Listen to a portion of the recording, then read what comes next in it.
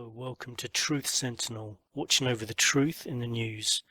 Today's date is the 2nd of July 2014. Welcome to all listeners, new ones, old ones. Thanks for your support as ever. Really appreciate it. Currently in Ukraine, leaving tomorrow back for London, UK. Today's news, Ukraine. Quiet and calm here in Odessa, although fighting is still going on in the east. People dying over there, people sunbathing on the beach over here in Odessa, which is often the way. I mean, I've been in other places where there's revolutions and wars going on, and in other parts, even of the same city, you wouldn't know anything's going on. Hopefully things will stay away from Odessa anyway, although our thoughts are with people in the east as well. Okay, the funerals of 3 teenagers who were abducted and murdered while hitchhiking in the occupied West Bank have been held in Israel. Benjamin Netanyahu described their killers as heinous murderers, and Israel's blamed Hamas for the deaths, although Hamas has denied any involvement. Their bodies were found on Monday. Now this is very bad. I've got the deepest of sympathies for the families of these people, and understand if Israel and Israelis are upset about this, but it doesn't mean that Israel can go and just kill lots of Palestinians now as revenge, which does so often seem to be the way. It's just as bad as and doesn't solve anything. I mean, there's too much hatred on both sides. I've seen documentaries where they've been inside schools in Palestine and in Israel, and all the teachers are teaching hatred. Until that stops, then things are not going to change. People need to start changing their opinions. Easy for me to say, I know, but just thought I'd say that. Tens of thousands of protesters have taken part in what organisers say could be Hong Kong's largest pro-democracy rally in a decade. I think there was about 500,000 people there, although police said about 100,000 people took part. The annual rally marks the day Hong Kong was returned to China, which happened in 1997. The French veil ban was upheld by the European Court. The European Court of Human Rights has upheld a ban by France on wearing the Muslim full-face veil, the niqab. A case was brought by a 24-year-old French woman who argued that the ban on wearing the veil in public violated her freedom of religion and expression. French law says nobody can wear in a public space clothing intended to conceal the face, and there's fines for that. That law came in under former Conservative President Nicolas Sarkozy, who's now under investigation himself. I believe he was arrested. I'm not going to talk too much about that because I don't know enough about it at the moment, but I remember seeing fairly recently that had happened. Now regarding the ban, I mean, personally, I feel there's 2 factors here, or maybe more than 2 factors. Religious freedoms in general, whether people who go to another country have to adapt to that country. It's a difficult situation. I think people should be allowed to wear what they want to wear, but if asked to remove it in situations where it's a hindrance, they should do so. For example, in England, someone refused to remove their veil, even though it's a requirement by law in England to show your face at court. I mean, anyone could just put a veil over their face and take the place of someone else. So, I mean, you've got to have common sense about these things. Let me know what you think about that anyway. I do think that people, when they go to another country, should abide by the laws there. The Crown Prosecution Service says it will work with the police to see if there's enough evidence to bring further charges against Rolf Harris. Now, for those people who don't know Rolf Harris, he was originally came from Australia but lived in England and was an inventor, a musician, an artist, very popular guy. He used to be on a program about animals, and anyway, it turns out, or at least he's been prosecuted for being a child abuser, as have a lot of entertainers, it seems, from our childhood, like Jimmy Savile, Rolf Harris, some other media people, some DJs and other celebrities on TV all seem to be under the microscope at the moment. But police have received new complaints against Rolf Harris, who's actually being prosecuted now. He was convicted of 12 indecent assaults on 4 girls in the 60s, 70s and 80s. Some of them were quite young, 7 or 8 years old was the youngest one. Now Rolf Harris, it turns out, was also a friend of Jimmy Savile, who was best friends of Prince Charles. Rolf Harris was also artist for the Queen. Always does seem that whenever these cases come up, there's some royal connection. Wonder if that should be investigated. Of course it won't be at all. I mean, Prince Charles also gave refuge to a paedophile on his release from prison. I'm sure he was just helping out. Yeah, there's nothing to worry about there. The press don't talk about that at all, as they also don't read much into the fact that Diana gave the royal phone book to the press. Could that be motivation for murder, for her death? I mean, she did say before she died, they're going to kill me in a car crash. No, that's fine. We'll just ignore that. I'm sure there's nothing in that at all. ISIS militants said they now want to be known as the Islamic State. The leader of jihadist militant group ISIS has called on Muslims to travel to Iraq and Syria to help build an Islamic State. He said that in an audio message. He made a special call for judges, doctors, engineers and people with military and administrative expertise. This apparently could spark a war to outdo atrocities between Al-Qaeda and ISIS.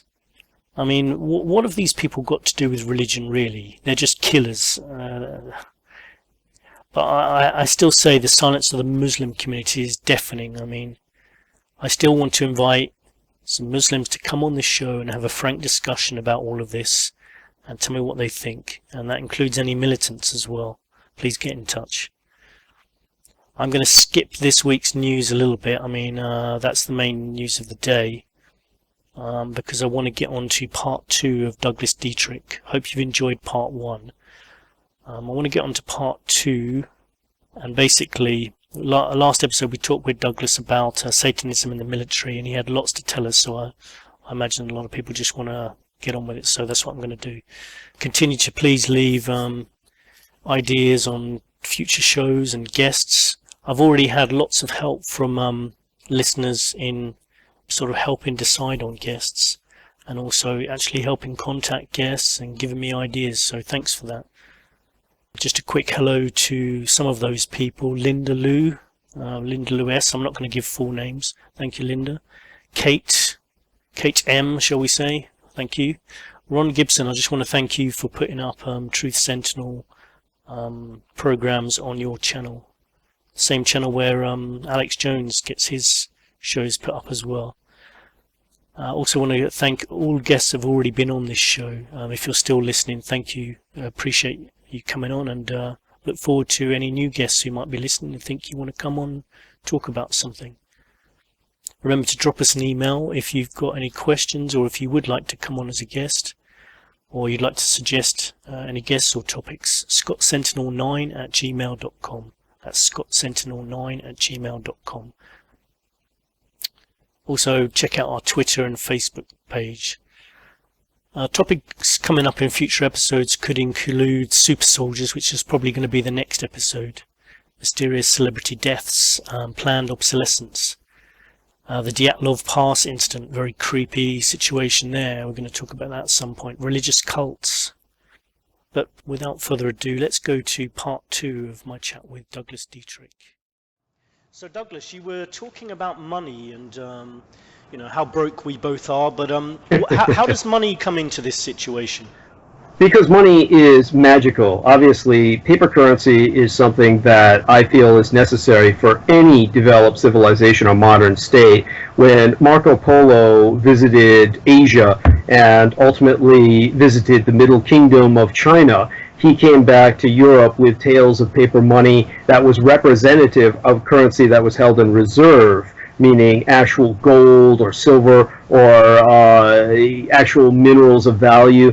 So everyone thought he was lying. They thought he was crazed, making up stories that didn't make any sense. Of course, this has become the very foundation of Western civilization in this day and age, but it's based on the magic of belief. Once all of us get to a certain point where we realize that the paper itself is worthless, and that it is not representative of actual stocks, actual, shall we say, worthwhile, solid goods that are somewhere to back it up, such as gold, such as silver, etc.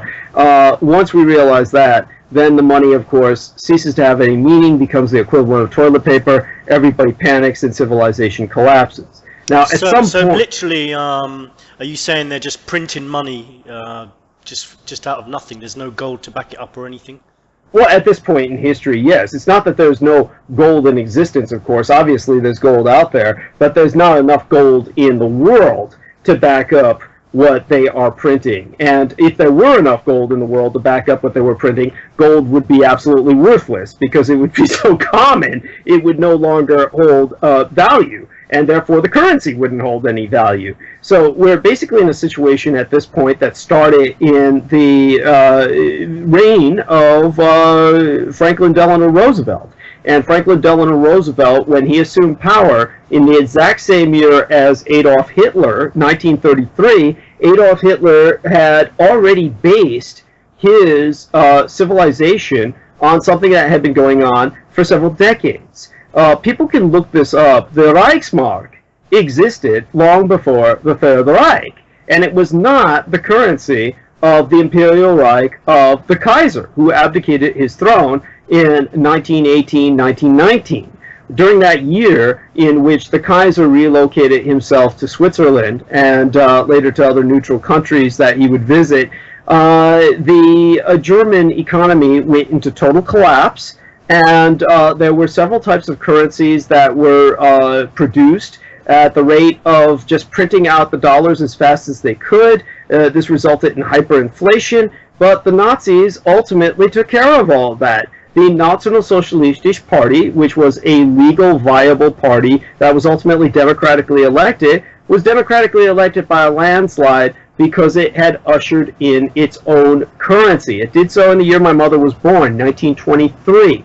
And at that period of time, what they did was they went to several major industrialists in Weimar, Germany, and they asked the industrialists to use their own reserves, their own, basically the gold they had in stock, and silver, and in some cases even diamonds, but their own valuables to back up this basically counter-currency, this populist form of currency known as the Reichsmark. So they undercut the Weimar currency from the bottom up. They created an economy from the grassroots level up. And as a result, their economy proved itself stronger than the worthless paper money that was printed by the Weimar government, and they were ultimately voted in to replace it. Now, why this is never taught in any schools is beyond me. All anyone needs to do is look up on any search engine when the Reichsmark went out of circulation, and they will find that the Reichsmark was in circulation until 1947, 1948. Now, think about what I'm saying. In other words, the Reichsmark was so strong that to help the archives. Now, Michael Hemmingsen co-wrote a book with the heir of the Temple of Set, the man who will take over after Aquino dies. Now, this guy's name is Don Webb. Now, Don Webb is an older guy, very nondescript.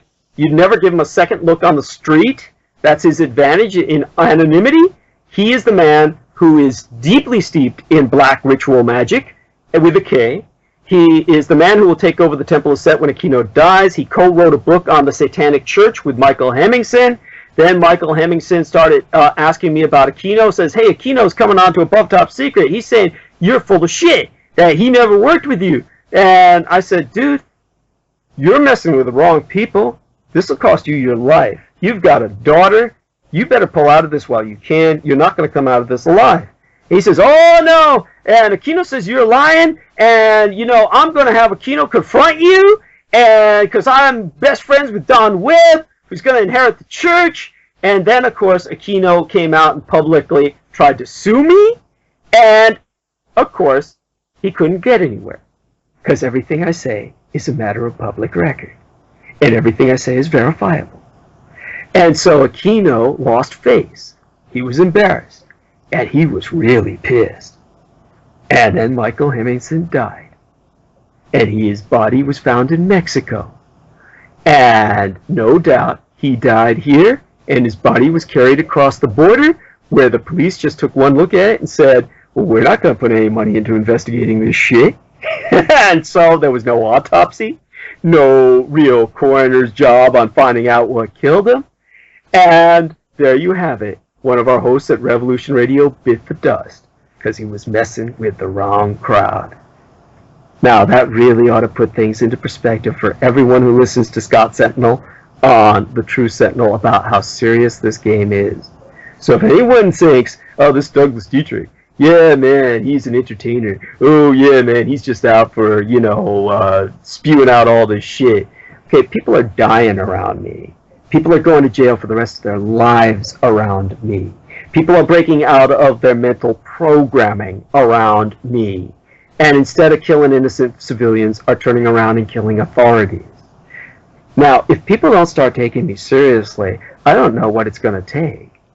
So, in terms of what I'm saying, kids, adults, pay attention, grow up, smell the coffee, and come to terms with the fact that what I'm telling you is the truth.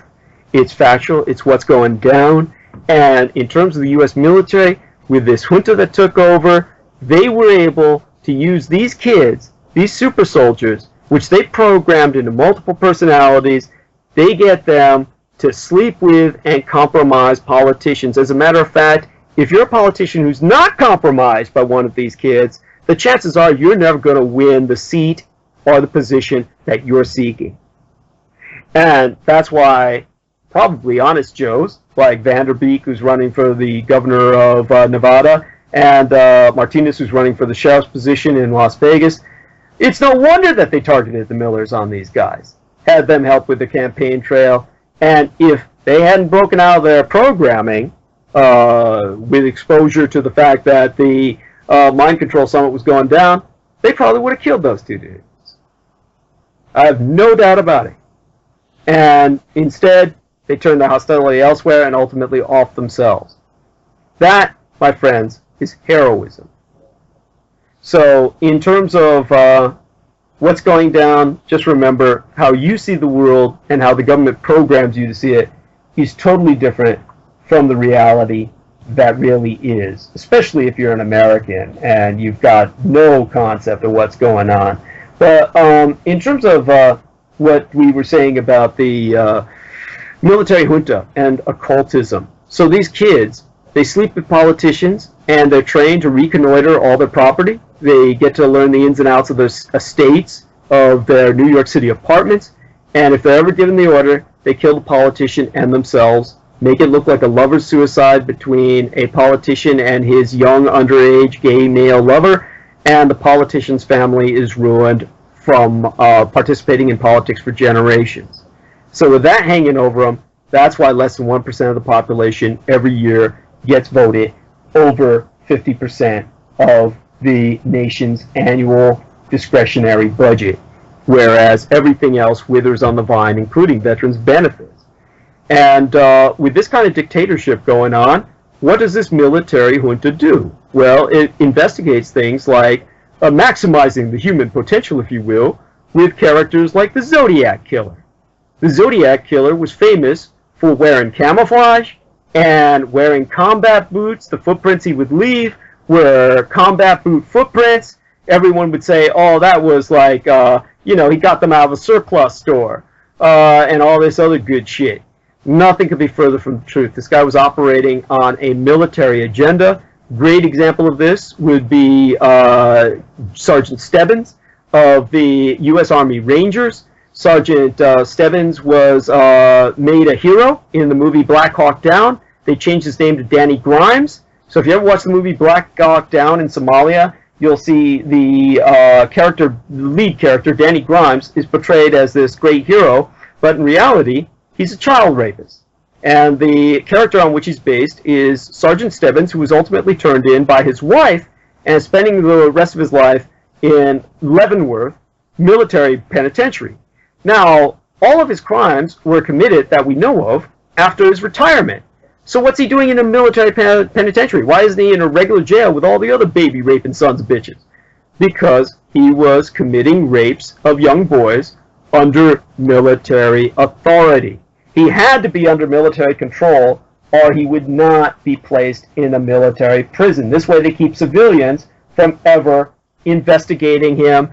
They keep civilian journalists from interviewing him. They keep the story secret. Take another look at this other U.S. Army Green Berets, Special Forces, which Colonel Aquino was a part of. He was U.S. Army Special Forces Green Berets. There was another bloke I met at the Presidio named Master Sergeant Michael Ramirez. He had a shoebox full of memories. All these women who he raped with his bayonet, vaginally and anally. He cut off their nipples with his bayonet before he cut off their heads and had oral sex with their decapitated heads. He took Polaroids of all of this. Had several shoeboxes full of these memories. He'd bring them to the library and share them with other veterans and the library staff, the men who all thought it was cool and thought it was funny as hell. I had to keep him out of the children's room. Now, this mofo, he basically was going to Letterman Army Medical Center for his methadone treatments. And I asked him, how did you get busted? Because he was sentenced to his methadone treatments. And I said, how'd you get busted? Most of you guys get away with all this crap. He says, oh, well, I blew my wife's head off in front of the wrong witness. I said, who was that? He said, oh, my nephew. And I said, your nephew ever take a look at this shit? He says, yeah, he used to take these photographs. He'd take them to the cemetery and lean against his tombstone and whack off over them in the moonlight. I said, well, who was your nephew? Well, it turned out his nephew was Richard Ramirez, the Night Stalker. So I heard about that guy. He was pretty evil. A Satanist, a practicing Satanist. And so you're talking about this is your super soldier program. These are the maximization of human potential that they're talking about. This is what your government is producing. So think about that when you think of all these kids that I'm talking about, and when you think of victims like Jared Miller and his wife Amanda. So they're heroes because they didn't turn into these monsters. So we really have got to realize this is ongoing. This is a part and parcel of how your military junta, because ever since General Rutherford B. Hayes of the Union Army took over the United States in a military junta, this military junta has been running the United States ever since. We have not had a single elected president since that time. It's always been a president-select. And when the president-select begins to not play the game, like John F. Kennedy, they take him out. One of the presidents who didn't want to play the game was Harry Truman, and they tried to take him out. As a matter of fact, Harry Truman was on his way home to the estate that he was living in while the White House was under reconstruction, and on his way home, his car broke down. And if he hadn't been 30 minutes late towards getting home, he would have been killed by a hit squad of men who came in and killed a cop and a security guard who were guarding the estate that he was living in temporarily. Now, since he was living in an estate that was top-level secret, only the military knew about it because he was executive commander-in-chief, the only conclusion we can draw is that it was a military hit squad that came in, just plugged the whole area with bullets, and turned it into Swiss cheese. Both the guys wound up with their shadows looking like the Eiffel Tower, and the 33rd President of the United States would have been in the midst of that fusillade had his car not broken down on the way home. That's how close Truman came to buying it. And so that's the kind of world that Americans live in, and they have no concept of what they're living in. Of course, this stood out like a sore thumb, so the United States population said, what was this hit team that tried to kill our president? And the military said, that was a Puerto Rican team of rebels because they want us to stop occupying the United States. The island of Puerto Rico as our 51st state. Well, anyone who checks up on this will realize that Puerto Rico is not a 51st state of the United States, that it's never been a state of the United States, that there is no Puerto Rican resistance movement because Puerto Rico is not a part of the United States. So obviously, this is how ignorant Americans are, and their U.S. government says that to them, they just suck it up because, like I said, if Americans finally have to realize what I'm saying is true, they have to come to grips with, I'm paying taxes for a Holocaust of 7 million people dying from radiation cancer because of all of our above-ground nuclear tests and Project Argus and all this other crap. You know, I'm paying to support this, and I've either got to stop paying or take up a gun against this government. So, I mean, a great example of this is Stanton Friedman, who is, of course, the MC, Master of Ceremonies, for the Roswell Parade every year on the anniversary of Roswell, which they've coincided with the 4th of July. They make Roswell as American as apple pie and firecrackers. Stanton Friedman was a government-contracted nuclear physicist. Now, Stanton Friedman will come onto your program, or anyone's, and he'll say, I've never worked for the government. And yet, if you look up his record, you see he worked with nuclear flight.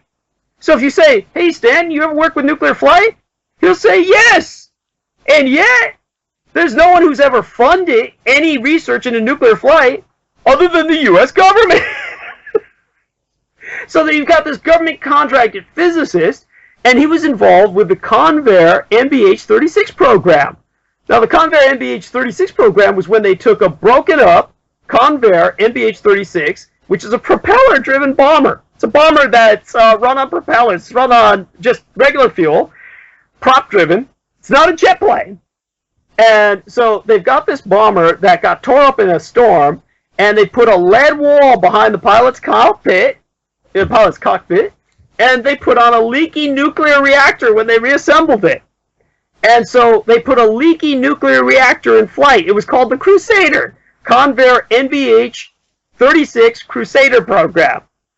Now, this was so dangerous to its pilots that it sterilized any man who flew it.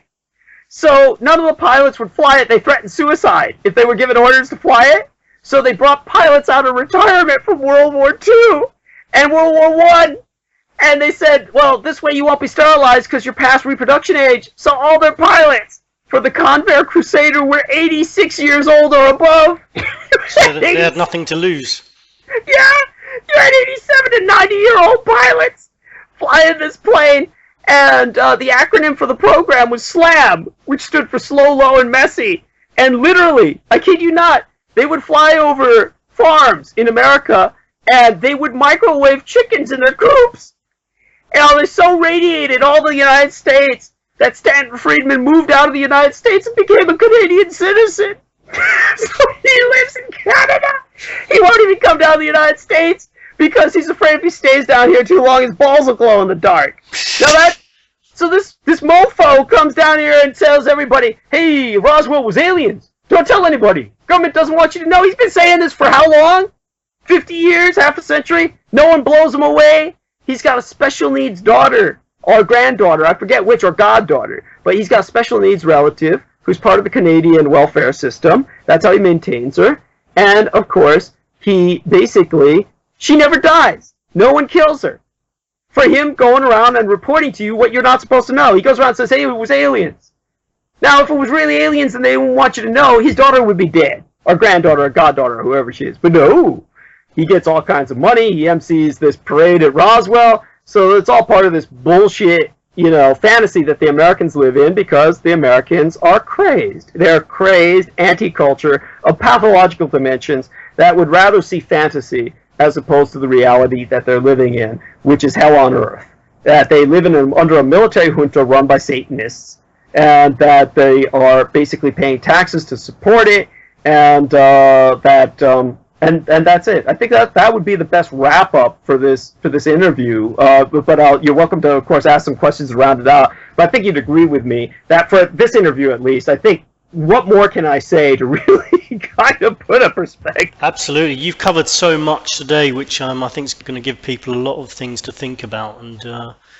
I think people can go on the internet. We're lucky to have this tool these days so we can go and check on a lot of things that you've been saying. So you've said so much stuff. I wanted to ask you one last question, and you may not know much about this, but you seem to know a lot about a lot of things. So I wanted to ask you anyway, just in case. Do you happen to know anything about MH370, the missing Malaysian plane, or do you have any theories as to what that could all be about? I thank you for bringing that up, because that brings up another case of name dropping, which is inescapable. Basically, we have a situation, and by the way, before I go into that, another little bit of name dropping here, if it'll come up on my computer at all. I'm trying to access this right now, and it's not coming up. It was the name of, anyhow, it might come up in due time. I'll just give it some time. But in terms of what you are mentioning, I know absolutely nothing other than what many people have probably explored by now, which is the fact that you had a situation where there was a Texas company that was working in alternative energy, and it had contracted a number of Chinese engineers. Was that Freescale, I think it was called? Yes, it was. It was. Thank you. I couldn't have gotten that out without you. And the Chinese engineers were all put on this plane. They all owned stock in the company. And the contract was written in such a way that if they all died or if something happened to them, that basically the company would wind up owning all of the shares. It would all turn over to the company. Well, of course, they all died at once, and all of the shares turned over to that company. And that alone would seem sufficient reason enough to take the plane out with all of them on it. Now, what had also happened was there was a young Australian engineer. He was actually a New Zealander who had moved to Australia. Now, New Zealand's economy just sucks. There's apparently nothing to do in New Zealand in terms of finding people employment. So a lot of New Zealanders get a very high quality education that you get in New Zealand or Australia or many of these Commonwealth nations, and they have nothing to do with their education. There's basically no place to be employed, so they have to leave. And so he had left from New Zealand to Australia. Now, he almost certainly took this plane out of the sky. What he had done was he turned towards his wife. He had bought off a full insurance policy, full policy of life insurance, and he was so effed up in Australia because the economy in Australia sucks too. It's barely above New Zealand's. There's nothing for anybody to do. And so you get this high-quality education, and he couldn't find employment in Australia. He had married an Australian lady. He had gotten Australian citizenship by doing that. He had 2 kids. He couldn't afford to raise them. So the end result was he basically turned towards his wife after buying this enormous insurance policy, handed her a gold watch that he was wearing, some heirloom watch, a number of other heirloom items, and told her, "I'm not coming back." And he was flying that plane as a connection flight to Outer Mongolia. He was going to spend the next several years, maybe a decade, in Outer Mongolia earning money to send home to his wife. That's how bad the employment is down in the South Pacific. He had to go to Central Asia and the Gobi Desert to work as an engineer so he could start sending stuff home to his wife. Obviously, he thought that was a death sentence. He wasn't going to go through it. So he turned to his wife, gave her the insurance, told her he wasn't coming back. Now, all of this is vettable. I have heard about this guy, yeah. Yeah, and I forget his name, but people can look it up, along with the names of the Chinese engineers, which I understand are very hard to find now. But this was all originally that he got on the plane. He was the hitman for Freescale. And so Freescale no doubt paid him and told him his family would be supported the rest of their lives if he took out this plane with all the Chinese engineers on it. Now, that makes perfect sense to me. Now, here you've got the situation, and here's where some more name dropping comes in. You got the situation where Richard Dolan comes in, and this is the joke. To explain some of the background for you, we were at what was known as UFOCon 2011. I believe it was UFOCon 2011. And at UFOCon 2011, a UFO conference, obviously, in San Francisco, that was produced by my manager, Lorian Ann Fenton, along with Brian William Hall, who usually produces the Conspiracy Con. Now, one of the presenters was myself, and another presenter was Richard Dolan. Now, we were on a speaker's panel, and prior to that, Richard Dolan and I had eaten dinner together at the banquet. So I sat next to him and his wife at that time, Karen Dolan. They are now since divorced. He was basically talking to me about Rochester, New York, and I told him, well, my father was born at Rochester, New York, and I told him all about Rochester, New York, and he'd lived there for what must be 20 years by now, or close to it. He didn't know anything about Rochester, New York. He didn't know anything about the Kodak company or anything about it. Now, that was very puzzling to me, and basically, he seemed to be very much involved with the young blonde lady that he's hanging around with these days after divorcing his wife. He's much more public about hanging around with her, but she was at the conference, and people were photographing this. So that's a matter of public record. He even put it up on his Facebook timeline, his pictures making out with her, then he took them down. All that is basically nothing. That has nothing to do with anything other than the fact that he's bought and he's paid. He is obviously involved with someone who's a government handler. Now, he was prepared for questions that all these white males in the audience came up and asked during the panel that were directed against me. They said, Mr. Dolan, what do you think about this Douglas Dietrich guy? Now, by the way, nobody ever asked anything like that during a conference panel, and anybody who is sane as the person who is monitoring the panel, in this case it was Sean David Morton, and he behaved very well, he behaved very professionally. Nobody would allow it to go on because it's obviously a personal attack. But beyond that, the person who's asked that question, when you're on a professional panel with other professional speakers, first thing you tell people is that is something, I have my own opinions, they may differ from this individual, but more or less they're not going to speak to anything personally about that individual, nor are they going to start a debate on the panel. There's just no point, because it's not a forum for debate. You're answering questions. But, oh no, not Richard Dolan. He starts saying, Douglas Dietrich, oh, he has no basis in history. Everything he says is a lie and a fantasy. He's psychotic. Anyhow, so I rejoindered him and lashed out my contrapuntal, and I left him barking like a dog. He was just going, whoa, whoa, whoa, whoa, literally, woof, woof, woof, woof. And then this was all recorded. So it's all on DVD, which anyone can order, and I don't make a dime off of this. This is all Brian William Hall, who I barely speak to these days. He's the one who organized the conference along with my producer and manager. He gets the money as part of their contractual deal for all the DVDs sold from this conference.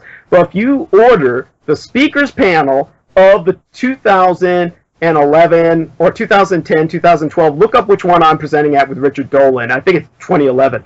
But if you look that up and order the DVD, you can watch for your own eyes my basically eviscerating and emasculating Richard Dolan on stage and leaving him barking like a dog while he's trying to attack me. He started this like personal attack, and you see these men asking him questions that are directed against me. You'll see another guy get up and ask a question: could it be that they send some young Asian guy with charisma to mislead us all? And that's when, of course, Sean David Morton says, yeah, that'd be me. And anyhow, so this was the kind of the farce that went on with Richard Dolan. Now, Richard Dolan is one of these people who got on YouTube and he put up this video about the Asian politics behind the disappearance of Malaysian Flight 370. And it's got like 20,000 hits.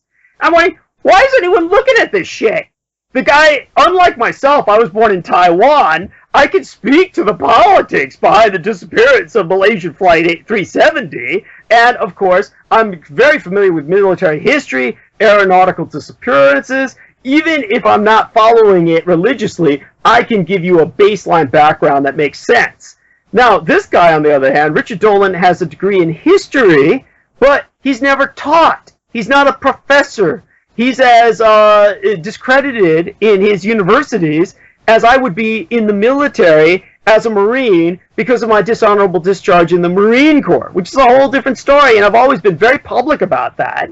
And it's because of an incident in Algebail. I've gone into that on my records, on my Facebook timeline. People are willing to invest, who want to investigate this are welcome to do so. Now, in terms of Richard Dolan, it's like he had a dishonorable discharge with academia. He's not teaching in there. He's just writing these books on UFOs. And yet, here's this guy who's a history teacher writing about UFOs, and yet he gets into this conference, and people can look this up, where he's speaking on the engineering aspects of the collapse of the Twin Towers. Now, how the hell does a history teacher address the engineering aspects of the collapse of the Twin Towers? Then he winds up making this video on the politics, the Asian politics behind the disappearance of Malaysian Flight 370. Now, what is he doing speaking of these topics? He's not even qualified to speak about any of this. Bottom line is the government pushes him in, And people just accept him because he's Richard Dolan. He gets up there and he pushes the government line. And everybody goes and they eat it up like fools because this guy is familiar to them and he's a guy who's been pumped and pushed. So people have really got to look at who's pumping, who's pushing, because Richard Dolan is part of the Roswell is aliens crowd with Stanton Friedman, who radiated your children's children and made your sperm glow in the dark. So you take a look at all these guys operating together, try and look at what you're doing. You know, another guy who's involved with all that is, of course, Bill Burns, William Burns, who is on the UFO Hunters series, and he publishes UFO Magazine. Now, William Burns and his wife organized their own radio program called Future Theater. They were going to interview me on Future Theater. So the week before they interviewed me, they interviewed the granddaughter of Betty and Barney Hill, who had written her own book. Now, all you need to do is go to Future Theater, as hosted by Bill and Nancy Burns, and look up their interview with the granddaughter of Betty and Barney Hill. Now, during that interview, they said, "We're having Douglas Dietrich on with us next week. He's a Jap. Since Japs were at Roswell." And that's when I called him up. Actually, I waited to the last minute and I canceled my interview. And she had to send me an apology. She wrote me an apology, which I published on my Facebook timeline. It's in the notes. People can look it up on the notes of my Facebook timeline. But she had to send me an apology, but I never had an interview with her. It was obviously an ambush, so that they were setting up. Now, these are the people who wrote The Day After Roswell. Now, Bill Burns co-authored The Day After Roswell with Lieutenant Colonel Philip J. Corso. Now, what did Philip J. Corso do? Philip J. Corso basically was a contactee in the 1950s sense. He worked at the Pentagon, and he was in the U.S. Army National Guard. He had high-level security clearances, and he came out and he told Bill Burns, "I've met with the aliens, and they've offered us peace. They said we could have a whole new world if you're ready for it." Now, the person who's relayed this publicly is Linda Moulton Howe. So this was what he was pushing. And Bill Burns says, "That's 1950s shit. Nobody wants to hear that. They want Roswell. So we're going to tell them, you were at Roswell, and you saw all this stuff, and it was released to the public slowly and advanced our technology, gave us pacemakers and stuff. What do you say? We write this." "Well, I don't know about that. I want to write this other book about, the aliens, what they're trying to tell us." And Bill Burns says, "No, let's do this first. This will get your name established. Trust me on this." So they went to make sure the book would sell. They approached Senator Strom Thurmond. So Senator Strom Thurmond, they says, "Hey, Colonel Philip Corso here, he used to work with Eisenhower. And we wrote this book called I Walk with Giants, in which we're talking about his doing all his scut work and errand boy work for Eisenhower and the big names in the Supreme Allied Command of Europe. How'd you like to write an introduction to that book?" And Strom Thurmond said, "I would be honored, gentlemen." So he writes this introduction to the book I Walked with Giants, which it turns out didn't exist. And they put the introduction onto The Day After Roswell. And then Senator Strom Thurmond said, "You mofos, I'm suing you."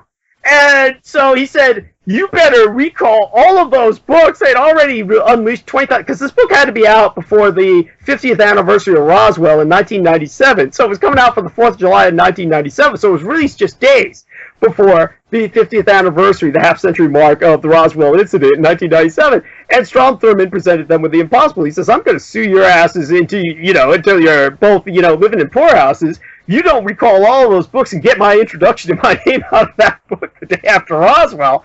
And they were able to do it.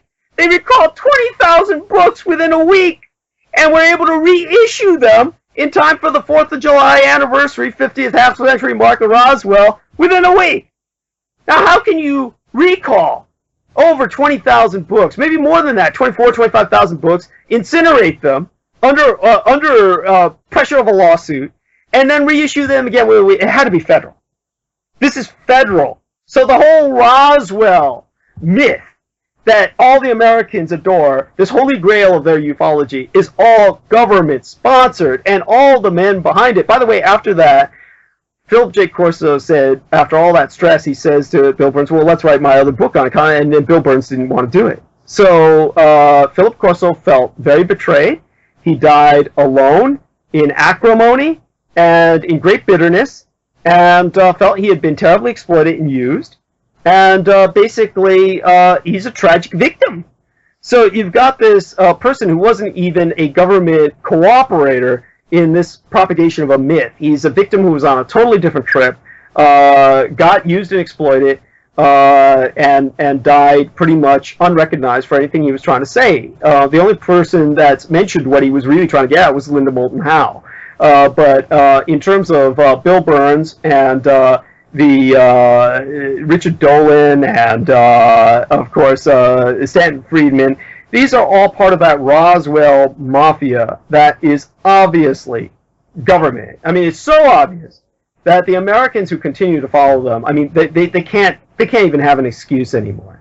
At this point, it's literally pathological that the American public, it's very similar to child abuse. It's the cycle of abuse, where the abused child winds up reconnoitering and recruiting victims for the abusive parent. This happens all the time, where children who are repeatedly raped by their father or family, they grow up saying, I don't want any more of this rape. Well, the way they avoid it is they bring in other victims for their family to rape. This is what your American body politic is like. They've been so raped by the government that they now come to adore, hero worship, and they are enslaved to their government. They are psychophanic. So when the government says it was Roswell, it was aliens, then they feed into that, and they try to force that on others. They actually propagate it like a religion, and they promote it as such. This is the sickening cycle of violence, just like children who grow up to be wife beaters or child rapers themselves. And they do this to their kids. Kids are raised with their parents taking them to Roswell as a religious mecca. That is the closest that Americans have to Lourdes or Medjugorje, and it was all a psyop from Colonel Aquino. He was recalled from Vietnam to do this in 1969, excuse me. He deployed to Vietnam with psyops in 1968. He was recalled in 1969 when Sergeant Melvin Brown, who was at the Roswell incident, started to talk, because men landed on the moon. And Sergeant Melvin Brown turned around to his kids and said, you know, after they told us World War II was over, it wasn't. And we had this incident, and I dealt with the bodies at Roswell, and they were illegal enemy aliens. And I looked under the tarp. They told me not to look, but they were yellow. That's his exact words. They were yellow, and they were burnt orange, and they were turning gray with rigor mortis. And all his kids could think of was Indian, like the man on the moon. And it all went downhill from there, and Aquino exploited that because it was an Army issue. There had been no Air Force at the time of the Roswell incident in 1947. There was no such thing as an Air Force. There was still a United States Army Air Corps. The 509th Atomic Bomber Wing was part of that.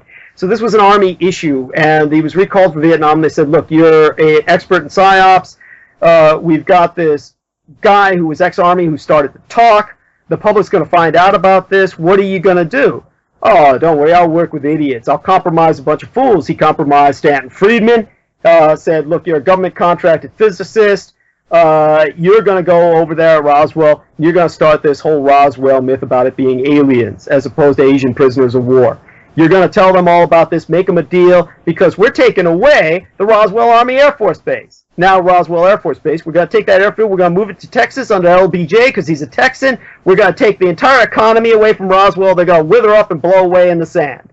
You tell them we're going to take it away, and the only thing they're going to do to keep their economy going, or either they're going to have to leave, the only thing they're going to do to keep their economy going and stay is to say it was aliens. So Stanton Friedman went over there, made a deal with all the elders of Roswell. Now, every time one of those mofos in the elder community at Roswell would die, everyone would gather around like vultures and have them sign affidavits saying it was aliens. And you know what? Aquino equated that litigiously with whatever him and Stanton Friedman set up as a deal with the devil. He had a little pegboard, and every time one of those guys died, he'd say another soul to Satan. He'd move another peg up on the board. He was counting every time one of those older people died, and he said, you know what, Douglas? My greatest satanic triumph in PsyOps is getting all the American people to worship a little gray alien without genitals as their connection between the divinity and the heavens and themselves. I got them looking at this as their Jesus Christ. And that was his greatest laugh of all. was getting this supposedly Christian nation to literally think that little gray men from outer space had delivered them all the technology which made them a great nation. That is how crazy Americans are. And it all is satanic. Now guess what? He's working as a columnist at Above Top Secret. He says him and Lieutenant Colonel, Colonel John Alexander, retired, that they were space agents, secret space agents for a secret space program. And now he's funding the Secret Space Program Conference, which is going to take place here in California.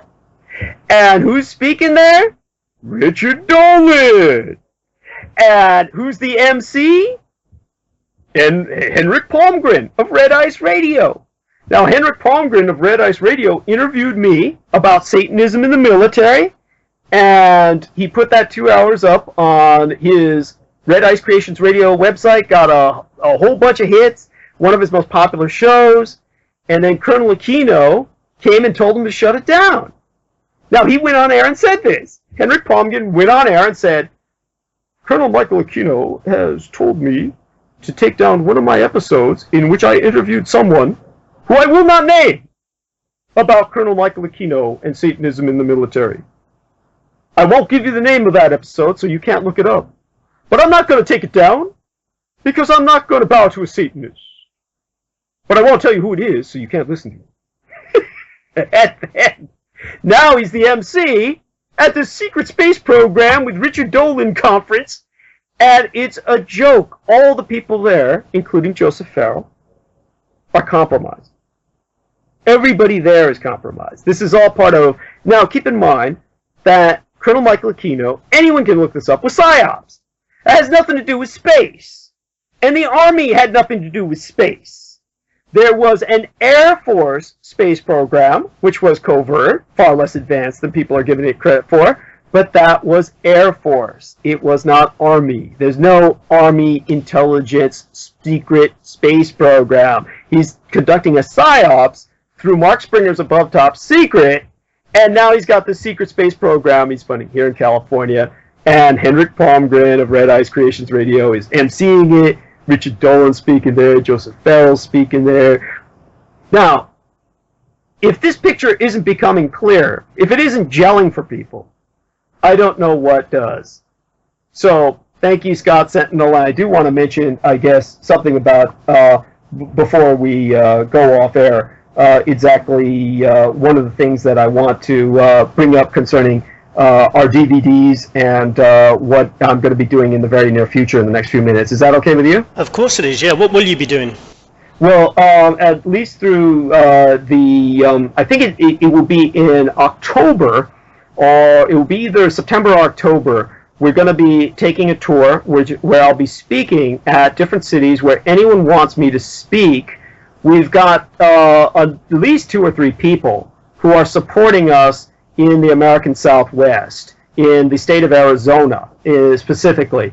So I will be doing a speaking tour at Tucson and Phoenix, I believe, or some other places in Arizona. And therefore, anyone who wants to help fund or organize a speech or a presentation, my presence as a guest speaker, my personal appearance as a guest speaker, go ahead and contact my mistress and manageress, Lorian Ann Fenton, at the address, or the electronic address of Lorian@DouglasDietrich.com. Now, her name is spelled just like the car, the DeLorean, L-O-R-I-E-N, L-O-R-I-E-N, at DouglasDietrich.com. Douglas is spelled with 1 S. Dietrich is spelled just like the famous actress Marlene Dietrich. And just put the words diet and rich together. So Lorian@DouglasDietRich.com. And you can write her and tell her what you would like to help organize, if that's at all possible for you. Now, in terms of what else that we're doing, at least through the summer, we're still selling the DVDs of my 2 presentations, Roswell and the Rising Sun, and Satan's Crusaders, for $25. If you don't own them already, this summer should truly be the last chance to pick them up. Now, their contents are, of course, Satanism in the military, like I spoke of with Red Ice Creations Radio, except with images that you're not going to see anywhere else. I was educated in forensic photography at City College of San Francisco by the same instructors who taught Magus Anton Szandor LaVey, the Black Pope of the First Church of Satan, forensic photography. Now, Anton Szandor LaVey organized the Church of Satan, which Michael Aquino converted to before a schism occurred, and Michael Aquino established the Temple of Set.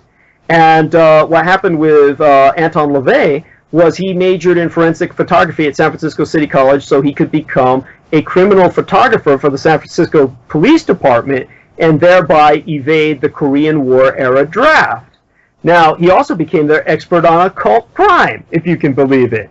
But those same teachers who taught him just before they retired taught me forensic photography, and that's how I was able to take spy photographs with little German Weiss spy cameras like you used to see in the old James Bond films. Looks like a cigarette case. You split it in half, the little lens appears. You're using film that was actually kept in refrigerators. You used to buy them by the dozens or any amount you wanted in great jars that were at photography shops. All this technology is gone now, but it was black and white photos because forensic photography used to be black and white. But I took photos of men and animals that were sacrificed to demons at the Presidio military base. You're not going to see these images anywhere else. They're in the Satan's Crusaders DVD. You get that with Roswell and the Rising Sun for $250, $5 goes to shipping and handling, and $10 for each DVD. So it's a great price. Now, recently, I appeared on the special guest panel at the Mind Control Summit 3 in Las Vegas, and last year I was a featured guest speaker. You can purchase the on-demand video of the second summit,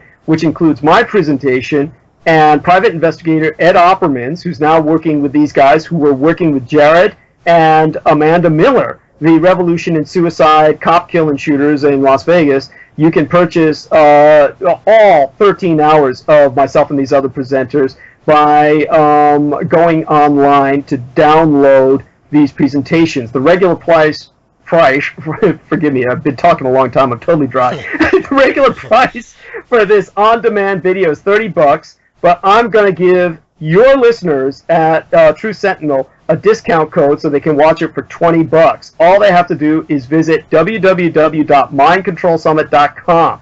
So at mindcontrolsummit.com, you click on the Summit 2 On Demand tab, and when prompted during the checkout, enter this code, John23. That's John with a capital J and the numerals 2 and 3. So capital J, O-H-N in lowercase, John 23. And that'll get you the viewing of all those materials for just $20. Now, if all of this has zinged past you, you can find it all listed on my website, www.douglasdietrich.com. Once again, that's Douglas with one S, Dietrich, just put the words diet and rich together, douglasdietrich.com, and you'll be there. So I very much want to thank Scott Sentinel for providing this venue. He's got a great format where he's very flexible. Hopefully all of this, or at least the overwhelming majority of this, will make it from pre-recording to the audio, because I do believe all this needs to be digitally archived, because you never know. You never know what might happen to me. Even if the government doesn't do anything against me, I could get hit by a truck just by sheer accident tomorrow. Let's hope not anyway, Douglas. But no, I wanted to thank you for coming on and giving us all this information. There's so much that we can look at there and do our own research as well. I just want to thank you so much for taking the time to speak to us today. It's been a pleasure listening to what you've had to say. I thank you for that, and thank you for the venue you provide and the responsibilities you've taken on yourself in the investigation of these matters. I do hope there's a next time, and hopefully sometime after you speak to my managers in the future, you'll speak to me again, and we can talk more about whistleblowers and why so many of them have effed up so bad and wound up where they've wound up, as opposed to at least maintaining a steady survival. Absolutely. I hope you will come on again. I'm going to go off now and see if I can sort out the cooker and the jacuzzi in this apartment. Try and get the jacuzzi working so I can relax a bit. But well, don't scare me to death like that, because the last thing I want you to do is get electrocuted in the jacuzzi, and there's no, and none of this gets off. Oh. You're right. I think I might go and sit out on the balcony instead. Actually, forget the jacuzzi. Yeah, that's a good idea until at least this gets uploaded. Yeah, cool. No, thanks so much, Douglas. Take it easy. Have a good. Actually, it's night time over there, so I guess you're gonna be heading off to sleep soon anyway. Yes, that's right. And Mr. Sentinel, you're the best. By the way, these are my waking hours, so don't even give it a thought. I'll head off towards sleep soon. Yes, but definitely I was awake, and my best wishes for the time that Scott Sentinel invested in helping this happen. And believe me, I'll try and send you a thank you on email. Even if I get around to not doing that for a while, at least you know verbally right now I want it on record. You're one of the best. Thanks, Douglas. Really nice of you to say. Thanks. Cool. And let's definitely talk again soon. And I'll look forward to speaking to Lorianne soon as well. Really. You take care, my friend. Yeah, take it easy. Bye. So thanks again to Douglas for that. Hopefully he'll come back on in the future and come and talk to us again. Also, Lorianne Fenton will be coming on probably next episode to talk about super soldiers and mind control. This is the section where we normally talk about economic markets, sports, space, weather or natural events. Just on the subject of sport very quickly, I'm not going to talk too much about other topics at the moment. Sports news, Luis Suarez bites Italian Giorgio Chiellini at the World Cup. Does this prove that there is something in the conspiracy, that there's a zombie virus causing people to desire human flesh? It remains to be seen, but he has bitten 3 people now, so the evidence is mounting. Remember, blind belief in authority is the greatest enemy of truth, as said by Albert Einstein. Thinking of making Truth Sentinel t-shirts with that slogan on the back, and maybe some other slogans as well, so that people could wear them and show people around them that they do distrust their governments, and maybe that's one way we could sort of display what we think, and other people could maybe ask questions, and then, you know, who knows what could happen. Let me know what you think about the t-shirts idea. Since this channel is about truth, I'll be honest with you, I'm not looking to make millions, but it would be good to be able to make enough to quit the day job and run this channel, maybe employ some staff as well. So let me know if you think that would be a good way of doing it. We're about spreading tolerance, looking for peaceful yet revolutionary change on this channel to make a better society. We don't think it's happening with our current system of government, so we believe that it needs to be changed. Okay, look, thanks for listening. Always looking for sponsors, advertisers, financiers. Please contact us at scottsentinel9@gmail.com. Hope everyone has a fantastic week. Try to subscribe or save the playlist channel so you can listen to all future episodes. Thanks very much then. Goodbye.